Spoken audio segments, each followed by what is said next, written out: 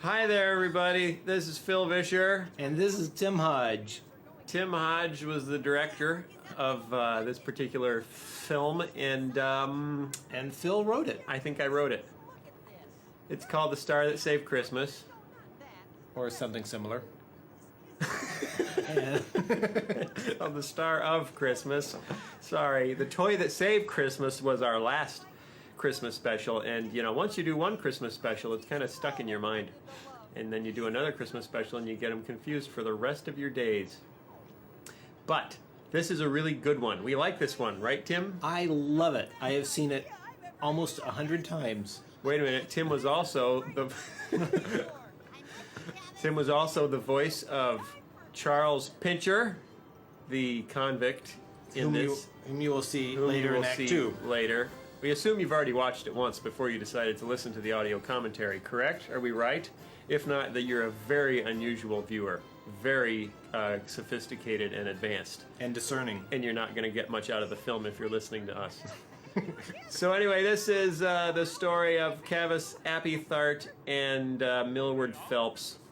The way this came about was that about 12 years ago, no, 3 years ago, probably 3 years ago, give or take a year and a half. From late 2002, in case they're watching this like in 2014. Oh, right. Okay, so sometime in, actually I think it's probably 99. Okay, 1999.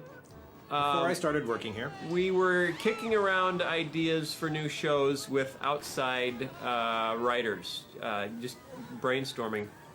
And one of the guys threw out an idea for an Easter special called An Easter Carol. Now, this isn't that. You're not watching that. That's a different film, which we're also making, and may be out by the time you're listening to this. I don't know when you're listening to this. If you could write me and tell me when you're listening to this, I could tell you if it's out yet. Without that, though, you're on your own. So anyway, he came up with this idea to do an Easter Carol and basically take Dickens' Christmas Carol and reset it at Easter with Ebenezer Nezer. And I thought that was just a terrifical idea. And so we started developing it. Actually, didn't start developing it until last year, 2001, right? Yeah, it was right before we started work on Lyle the Kindly Viking. Right. Okay. So we started working on kicking around the idea to do an Easter special, because we'd done a Christmas special, The Toy That Saves Christmas, but we hadn't done an Easter special. You see? So we started developing the Easter Carol, and then somebody said, hey, wait a minute, why don't we do a new Christmas special too and do them together? And then we thought, well, gee, that would be fun, because our old Christmas special is getting kind of old, long in the tooth, as they say. And so we thought, okay, let's do a new Christmas and a new Easter special, but of course, if we're really telling the story, Christmas has to come first. So Phil had a weekend to write this. So then we had this kind of Dickens thing. We're going to do the Dickens thing for Easter, so we thought, well, what do we do for Christmas? And I really liked the notion of setting it in Dickens' London, 1880s London, because the 1880s were such a fun period. But we couldn't do the Dickens thing because we were doing that for Easter. So I was trying to think of other 1880s contemporary to Dickens archetypes from London that we could use. And the first thing that popped into my mind, because we had just gone through Lyle the Kindly Viking, which was all Gilbert and Sullivan. Hey! So we decided, okay, let's recast Bob and Larry as a Gilbert and Sullivan model, kind of a duo, and see what comes from there. And what came from there was the Star of Christmas. I'm going to say the Star That Saved Christmas. The Star of Christmas, which is fun because we were working on Easter, which ends up being a sequel for this, but all of a sudden we had to write the prequel to come out first because we have a lot of overlapping themes and plot lines that you will see one day. You'll see, and then you can write us and tell us if you liked it when you see it. Yes. And I love this set, by the way, their offices. And yes. Part of my little favorite parts about it are all the pictures on the wall, because we have photos of lots of other veggies, and most of them came from Lyle the Kindly Viking. It's like, if they've been in the theater business, that kind of doubles as, this is when we put on the Lyle the Kindly Viking show on stage. Yeah. Yeah, and the picture of Larry way up in the upper left-hand corner there, that's from one of our calendars a few years ago. He's in a pharaoh costume. Oh, yeah, I never noticed that. Yeah. That's very interesting. Now, this first song is actually, the big break song is kind of funky. Bless you. Thank you. I did not sneeze, though. That this technically is not a musical, it's a musical within a film. Because they are putting on a musical entitled The Princess and the Plumber. So the songs are really within that musical inside this film, but then I wrote that song too, It's Our Big Break, which kind of makes the musical around a musical. Except it's the only song around the musical within the film. Hopefully Isn't nobody that kind of weird? Hopefully nobody would have noticed. Now you pointed it out. And like, hey, what's up with that? Is this a musical or what? You can write me a letter if you find that highly disappointing or disturbing. I may even read it. But anyway, actually this song ended up coming in very handy when it was time to score the film because it gave just the right energy for some of the big action stuff. I like the posters in the background. Actually, we did those for Lyle and never used them, so we. That's right. I love those posters, and they were in a version of Lyle, and then they got cut out of it. But it's Bob and Larry in famous Gilbert and Sullivan musicals. We're kind of kooky for Gilbert and Sullivan around here. Okay, go see the Pirates of Penzance. It's actually very good, and your children will even enjoy it. I took my kids to see it, and they really liked it.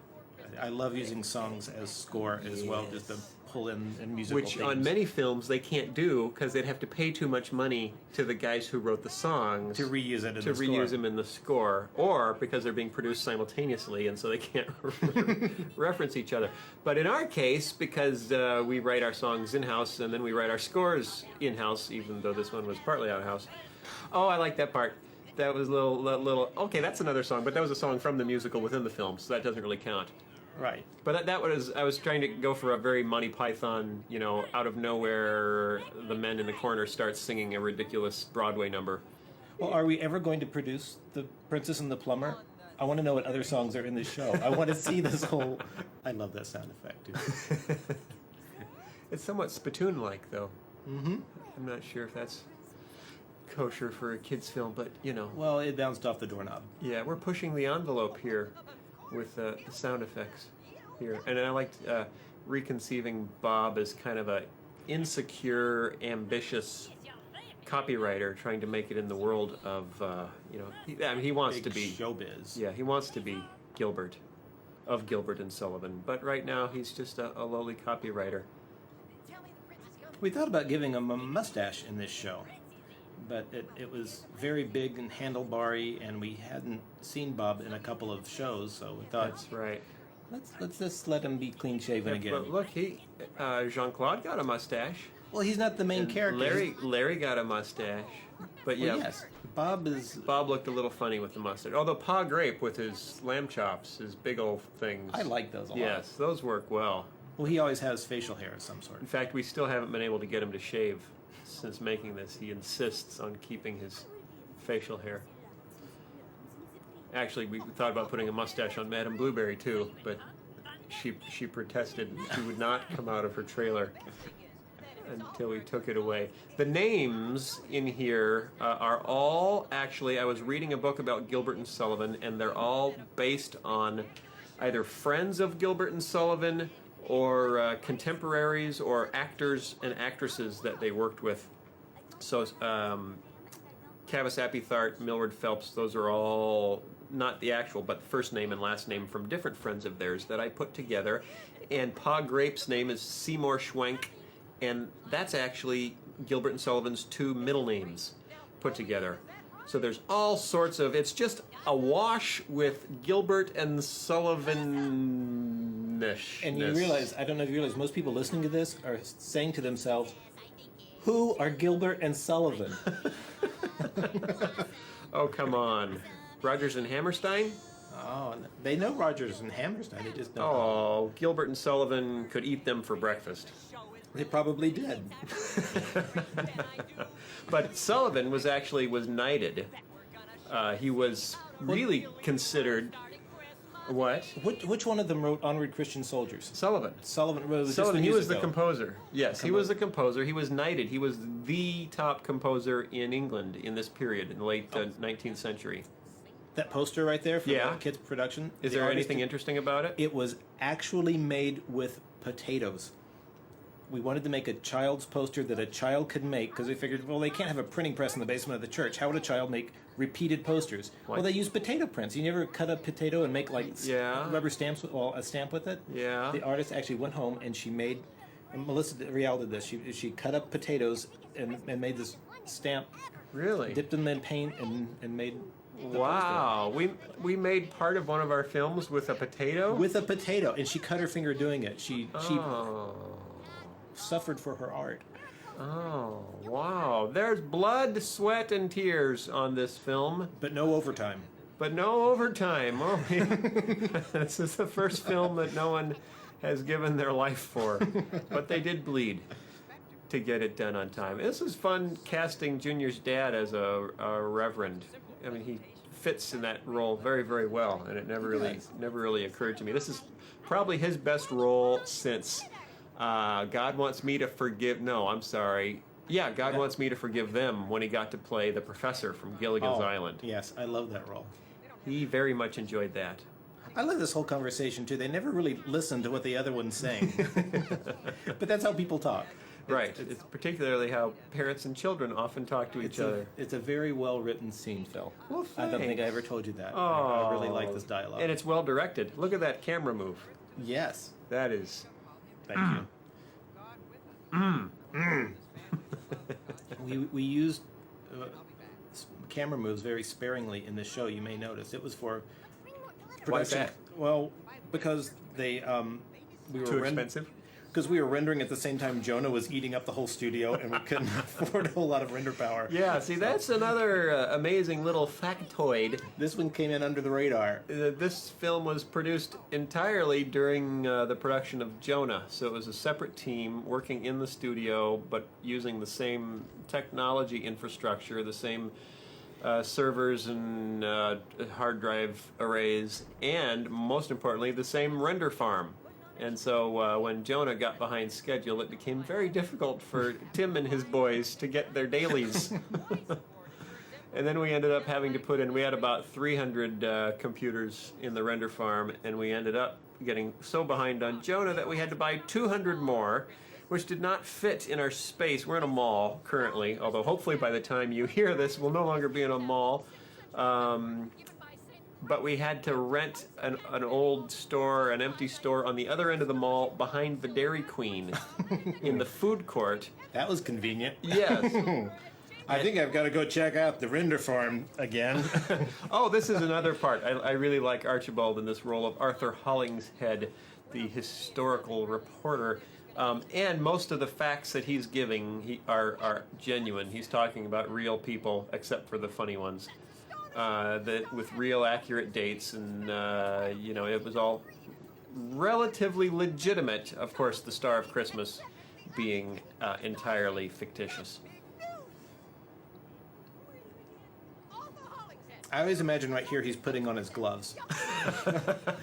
You know what you would Tim? You know those little gloves that button on the wrist like they would wear back then? Yes. Rambo would never put on those gloves. No. His gloves don't button. You pull them on with your teeth. And you stitch them into your wrist. I love this newspaper. I wish we could open it up and see the backside too. There are a lot of funny articles and headlines on that one, like the How do you one in the know opening if shot. we can't open it up? Well, I saw the original artwork for it, and it was quite humorous. So there are more jokes in here than you can imagine. Did we make it with potatoes? No, it was just on a computer, Oh. which Gilbert and Sullivan did not have. No, they didn't, but they did. Here we're talking about them putting electric lights into their show for the first time to impress London. And Gilbert and Sullivan actually were among the first, or perhaps the first, theater producers in London to put electric lights into one of their shows. They did it, and it was a Christmas show with fairies, and they actually wired tiny light bulbs. This is in 1882 or 83, I believe. They wired tiny light bulbs onto the wands of the fairies and ran them to battery packs in their costumes. So basically, while we were still in Civil War reconstruction, they were wiring Did you lights say to Silver ferries. War? No, I said silverware. Oh, by the way, the only two phones we had in the show are the Prince has one, and then they have the other. Yes. The only two phones in London. Yes, well, phones were very new. But that's why the 1880s were so much fun. Because Do you see the electricity penguins on was the mantle? brand new. Do you see the Oh, penguins? there's penguins on them. I never... Oh, There are go back. Well, that's in my. We're not interview. allowed to stop this. and That's go in my back. on-camera interview too. But we did that as a tip of the hat to the guys that were working on this because, as you said, most of this was being done during Jonah. So all the Jonah animators were animating on Jonah. So we started out with the guys that had done the Penguins videos. Wow. Now, as animators came off of Jonah, they were joining us too. So this is a mixture of two teams working hand in hand. Well, not literally, but Tongue in cheek? foot and Mouth? foul. Yeah, foot and mouth, hoof and mouth. Mad cow. Guys.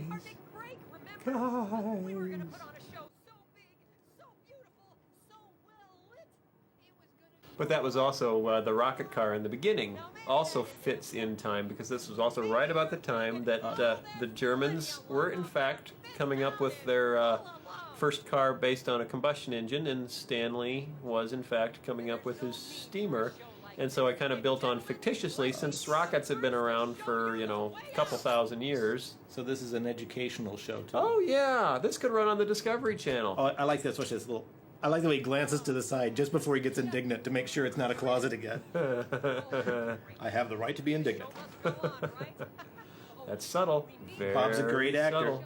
He is. He's probably going to be up for something for this role.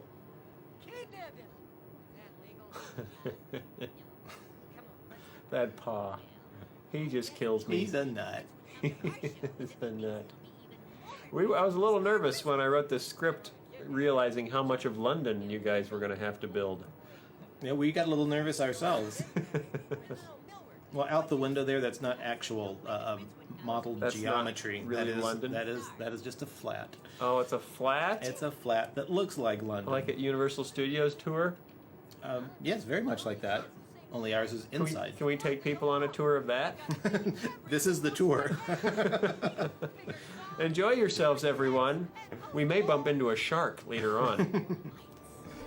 Keep your kids on your lap. This is the big musical montage where we see everything get bigger. More lights. More lights. Oh, this is probably my favorite song from the fake musical. I think it's mine too. This is the one that makes me laugh every time.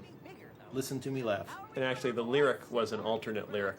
I didn't think we'd actually go ahead with that line.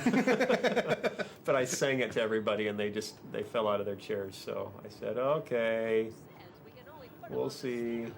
So don't write us letters, okay? Because I'm real sorry. It's funny.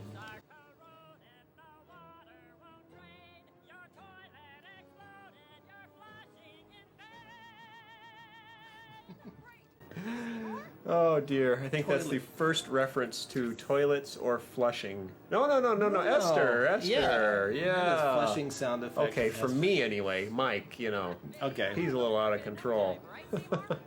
So we had a big flush sound effect in Esther. And now this flat-out lyrical reference to toilet flushing. Yeah. What is next? Man, it's a slippery slope.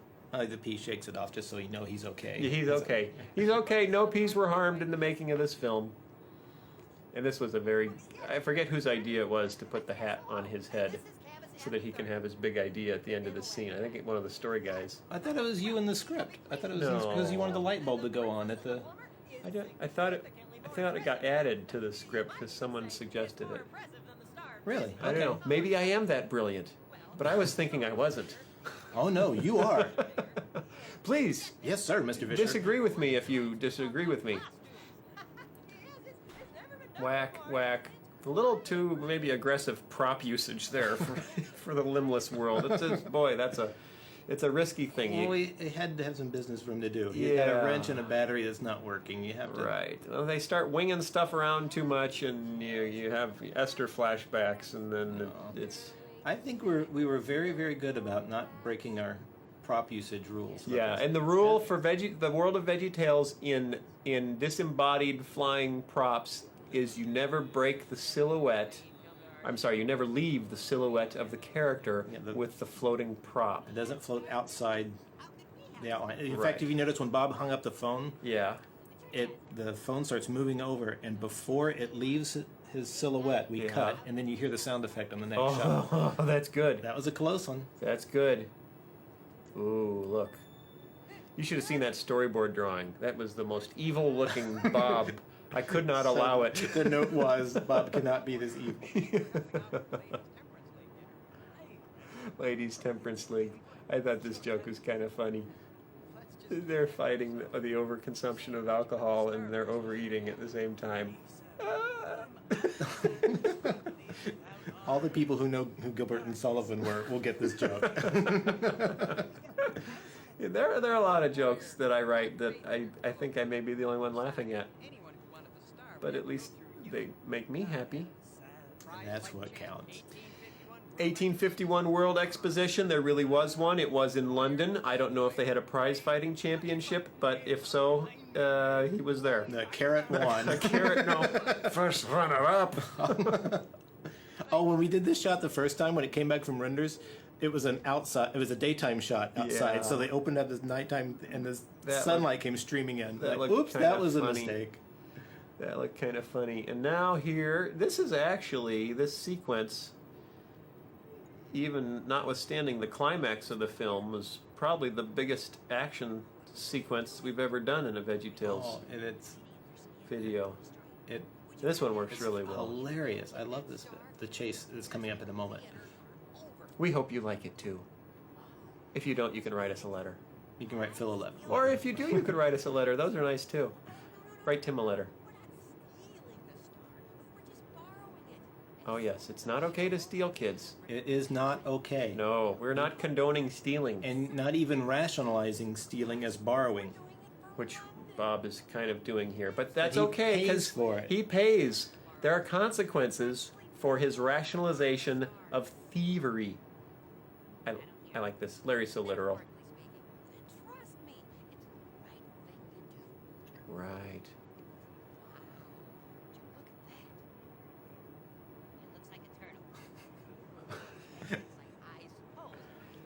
Eh.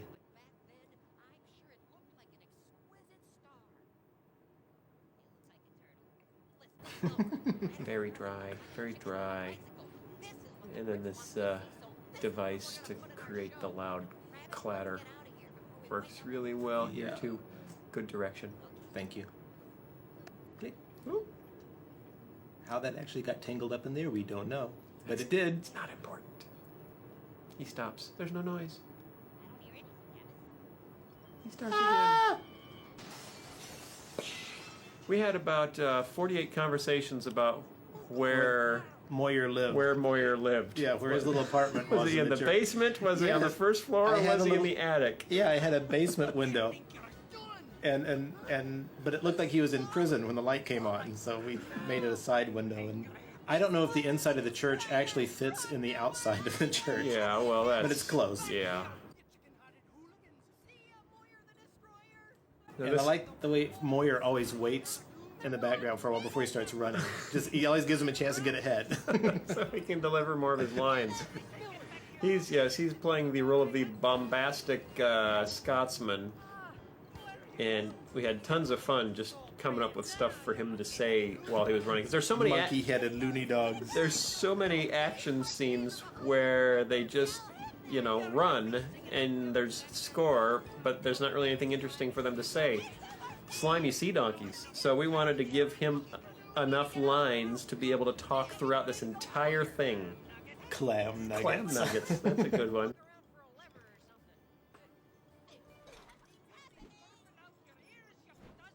Did he say you'll be burping out your ears? Yeah.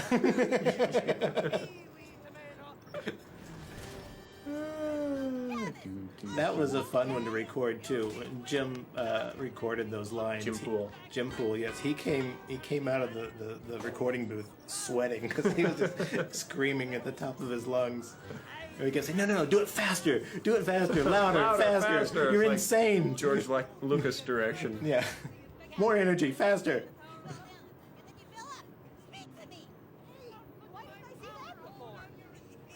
What did he say? I'm not sure.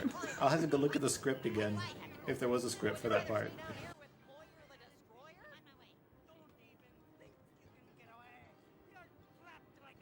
Oh, these are my favorites. You're trapped like a bug in this queen's sticky buns. You're trapped like a meatloaf, me mother's meatloaf at a church picnic. See, growing up at a lot of potlucks, you know, if your mother really had good meatloaf, boy. Mike Sage did the voice for the little tradesman there. Have we used him in a long... This is his first reappearance in a long time. It's been a while. That character does not pop up very much, although he was in the very first video, Where's God When I'm Scared? It has a great ad-lib with Mike when they've thrown Daniel into the hole. And we're not lying! Yeah, that whole thing is Mike Sage and Mike Naraki ad-libbing, which came out wonderfully. We haven't had a lot of reasons to use him. And Which is funny. I love the voice. the last time he came in, he confessed, and this is like 5 years after we had started, that he'd still never seen a VeggieTales video because he doesn't own a VCR. I like this too, though. Boop, boop, boop, boop. Nice effects work. And it's the purple powder they put on Yeah, it too. that's pretty cool. Whose idea was it to have Larry trip up on his seat? That was Jeff Croak, the animator, got that shot and was like, I need some business. Yep. Give me some business. That's quite an eye he's got. See, isn't it sad that even in the world of vegetables, you can still only get Caucasian Band-Aids? What's that all about? Oh, by the way, we're making VeggieTales Band-Aids now. Cure ads. Band-Aids is a registered trademark. It's Cure ad. Oh, sorry. Oh, bring it down. Bring it down. This was pretty fun to have... that's Jackie Ritz, right? Yes. Yes, to have Jackie sing this as if it were serious. Writing ridiculous things and then having them performed as if they're serious is just endless fun. And animate it as if they were serious too. This is the first time we've had anything close to a love story in our shows too, isn't it? Except when I think so. Well, and Esther, the king was falling in love with the beautiful Esther. Okay. And the fact that it's, Jackie's beautiful voice up against Jimmy's. Jimmy Gord, yeah. Yeah.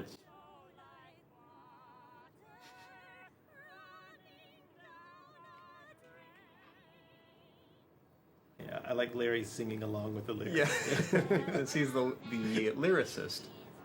He sings along from the audience. And of course the French peas in one of their more unusual roles as fairy peas. Don't they just look collectible? Don't you just want to get a little Christmas ornament of those guys or something? Funny you should mention it. I wish we had some. Available at a bookstore near you, I'm sure. I hope so. I hope they do. Hold the note. And here there it comes is. The little turtle.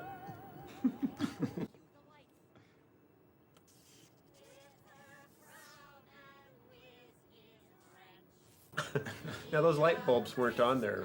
I know. If before. we put it, I thought about it, but if we put too big of light bulbs, it'd give away the joke. Right. So they're kind of not only inventing light bulbs, but fiber optics. Yes.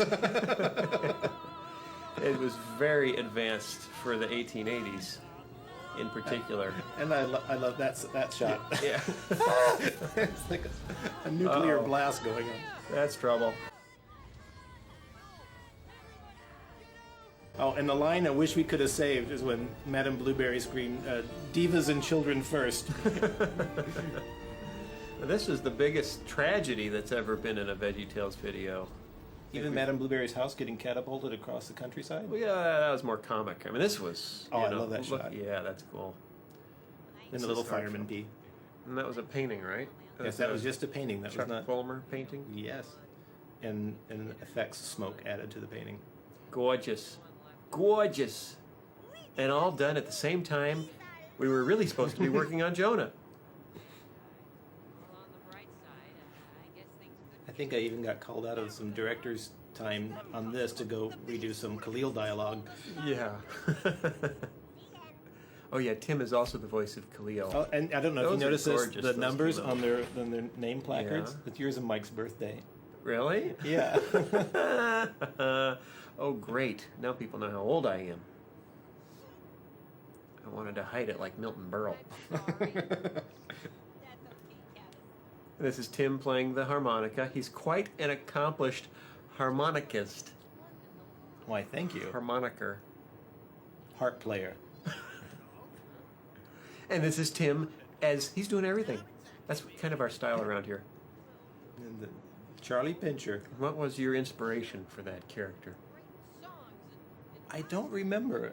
I wanted just an old gruff, and you had written it very Cockney, and I just we auditioned several actors, Right. a few Several. around the studio, Dozen. and funny it should happen. I liked me the best.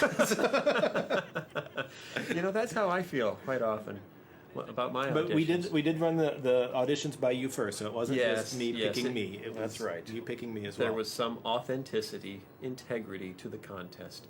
Whose idea was it to put him in stocks? And that was Danielle Lopez, the artist who designed him, and I love that. I want to have a Charlie Pincher toothbrush holder sitting on beside my sink, and Let's get to work on that. Put my toothbrush, my wife's toothbrush, right in those little stock holes there. I think I have the caption under it: "Teaching London to brush." Oh, we're loaded with ideas here at Big Idea, as you may have noticed. And we're sitting here laughing through one of those sentimental parts of the whole show. Well, you know. On that the little bench he's sitting on there. Yeah. We stole that from Jonah too. Oh. That's from the boat. That's the one that I Jonah remember, did. and isn't that the Big Idea mission statement on the Yes, bulletin pinned to the board? bulletin board. You can't read it, but if you could, that's our mission statement. If you have a magnifying glass, get very close And to your television. And a very, very high resolution television. And we borrowed lots of things from Jonah that if we didn't have to take time to build it again. What else did you borrow? Some barrels up in the alley beside the theater. Oh, Those yeah. belonged to Jonah. Jonah had plenty of barrels.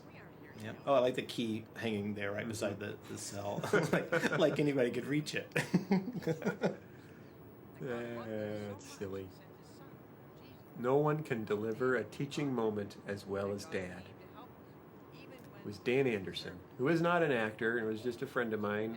We went to church together when we did the very first one, and I said, hey, actually we were in dramas together.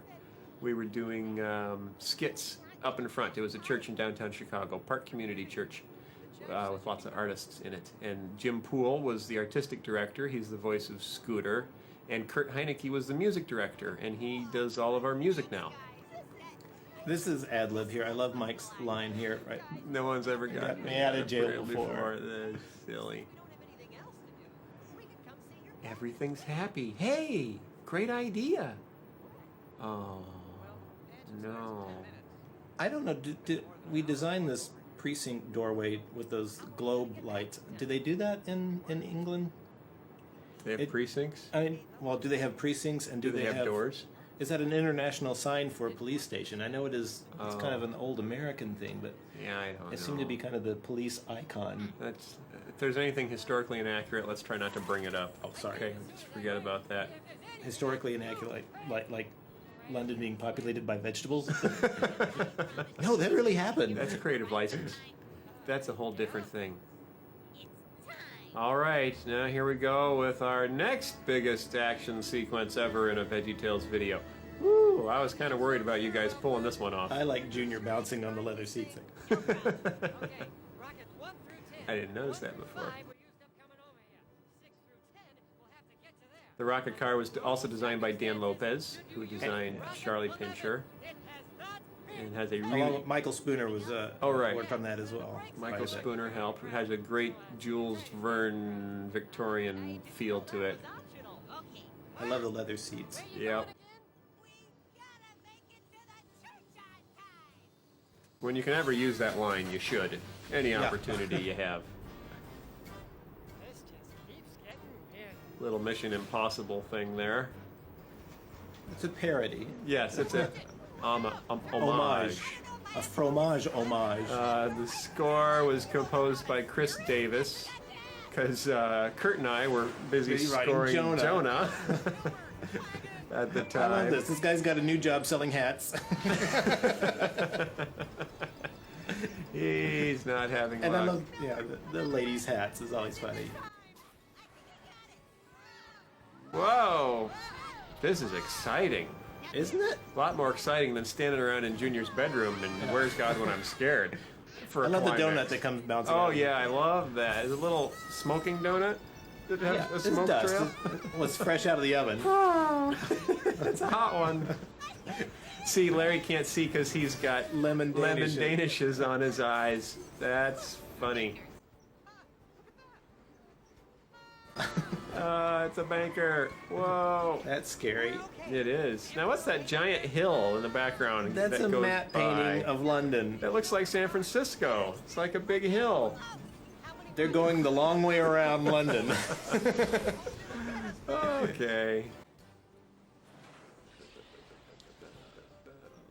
Was that a classic barrel roll? Yes, it is. It is. Oh, well, That you was want us to cool. mention something here about Oh, the yes. Crystal Palace? The Crystal Palace was standing at this time, had been built, I believe, in that World Exposition, and was still standing, and was, of course, in fact, the world's largest glass structure ever built, and it was Larry's good idea to drive through it as a shortcut. That's funny, huh? That is funny. I thought it was funny anyway. It scared us reading the script because we thought we had to build a glass structure and have to drive through it. Then we turned the page and said, "Oh no, we didn't." I like to scare people with my scripts. But it was just the way it was timed at the bottom of the page, just enough to get us scared to turn the page and find out. Oh, we're off the hook. Here we go. I love this. I love the background there. It's just total black with the windows. It's Yeah. just so designy. Yeah. Ooh, that's Oh, the mother of all rockets. I like the flaring of the. Yeah, this Rocket is like a propulsion. shuttle launch right here. Woo! I love that shot with a Yeah. glowing cup. Ah, That's a gorgeous shot. I love it too. This is that one. And that is one continuous scream from you and Mike. And then Larry decides to stop screaming.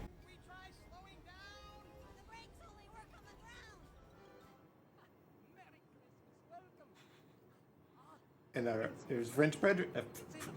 Prince Pedrick. Prince Frederick. Prince Frederick. Yeah, Mike actually, after he read the script, said, Prince Frederick wasn't the crown prince then. It was, whoever it really was.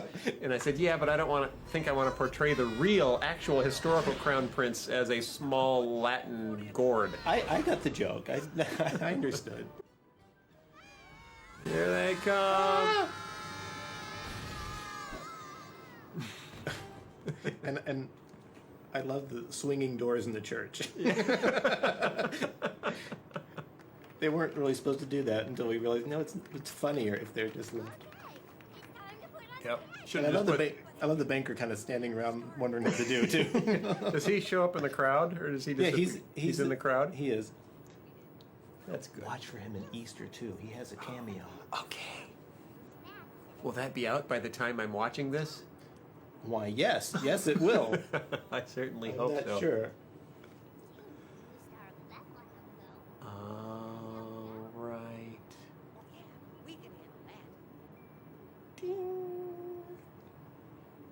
Now, how'd they do those lights back then in the church? They blew out a few candles. I mentioned this in my other interview too, but the numbers there, Yeah. 10-2, or is it 102? That's the date that Brian Roberts and Catherine, his now wife, met. And then Okay. the other date is their wedding anniversary. Oh, right. Everybody gets to put their. Everyone likes to sign the film somewhere. Yes. He kind of looks like Marilyn Monroe, don't you think, Percy, in his pea outfit? Yeah. And Shelby in a most recent. Happy birthday. Your daughter doing the Yes, Annie that's there. my daughter, who did not do that gasp. No. No, we forgot added to that record later. it. Yes. Oh, and this is Mark Volcano's son. Josh, yes. He's our animation director, and this is his son, Josh.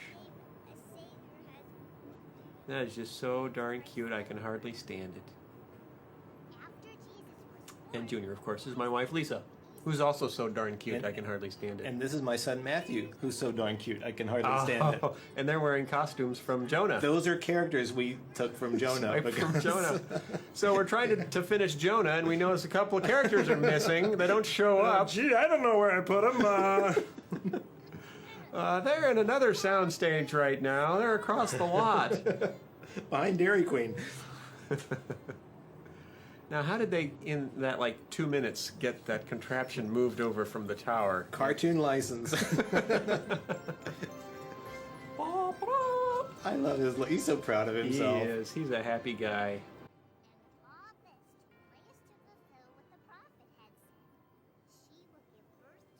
I still say that should be our Christmas card this year, right there. Yeah. Okay. I have it on tape. That's a good idea. Yay! Look at them all clapping. See, there's the banker. Oh yeah. Clapping with their no hands. See, that's how you're supposed to bring people to church. What's the sound of no hands clapping? That was a very hard sound effect to capture.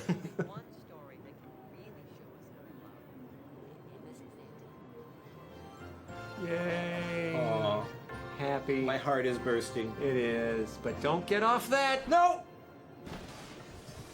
Oh, that was a nice touch with the lights blinking. Thank you. I did that part myself. Really? With Joel, our editor. Wow. Yeah, I did a little painting, and he edited back and forth between the two shots. And, Cool. Cool. Now this little moment here sets up the Easter film. yes. Some people might assume that he's referring to his chocolate bunny factory, but no. So We won't give any more of that away. you'll understand when you see the Easter Carol. See, the peas only have their little spear things Yeah. outside. Oh. You notice they don't have them in the church while they're Right. watching, because you have to You have check to- weapons yes. at the door. You go in there. Like the Wild West. Yes. It's the turtle of. Oops, no. It's the Star of Christmas. That's a pretty funny thought. His socks are never used and never worn. Yes, it's the turtle of Damascus. Most experts say it's a hoax.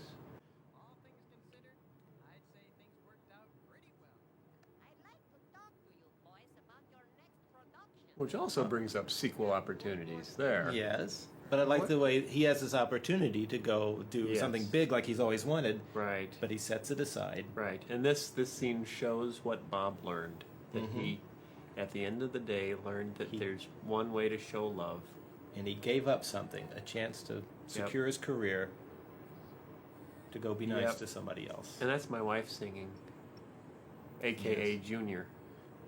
That's Junior singing. Yes, I think we need to get Lisa to sing as Lisa more. Les is Junior? No, not less as Junior, just okay. more as Lisa. What do you think Larry got him? Nothing to escape from jail with, I'm sure. It's a hacksaw in the files, chisel, and hammer. Actually, one idea in the storyboard was to have him open up the box and it's a sweater with sleeves, and he put it on over his stocks. I remember that drawing. That was a funny drawing. And notice we have St. Paul's Cathedral and Big Ben and something else over there. It's like every landmark in London is within a one-block radius. That's pretty cool. Hey, there I am. You directed that? Yeah. Man, nice job. And you wrote it? Well, I did. Congratulations. I forgot all about Great that. jokes. Well, thanks. And David, get in here. David, come in here. Come on, take a bow. Actually, Nice producing is harder than it looks. Yes. No one at home understands what a producer does, but they are the parent on a film. Everyone else is a child. Tim is a child. I am a Yes. child. All the animators are children. David is the grown-up. This is my sandbox, and David comes out and tells me I'm using too much sand. No, David's a great producer. He gives me all the sand I want that he can possibly afford. And sometimes the other kids start throwing sand at each other. And he has to solve that too. Yes. Because I don't know if you people out there in TV land have had any experience with artists, but they can sometimes be a touchy lot. But not around here. No! Notice there are a lot of repeated names in this too. People did several jobs and wore several hats. Everyone else was working on Jonah. Like the little pictures. Thank you. I like putting that in there. See, all these modelers, you notice their names went by in the animation section. I recognize those guys. And these are the people who usually do our calendars, the 2D and textures and graphics. They do calendars and point of purchase displays. Our design group. Yeah, they worked on. Good heavens, you pulled the whole company into it. Of course. And you even injured one of them, I hear. Cutting potatoes. I didn't ask her to cut potatoes. Now, why didn't you do really funny outtakes? You know, instead of just those stills. We didn't want to have overtime. And besides, somebody else already did outtakes. Yeah, it's not funny anymore. We have to think of something new. Yeah, I don't know what. We'll come up with something totally funny and new. Okay, that sounds like a good idea. Actually, there's something funny at the very end of the credits on Jonah, which is kind of... Oh.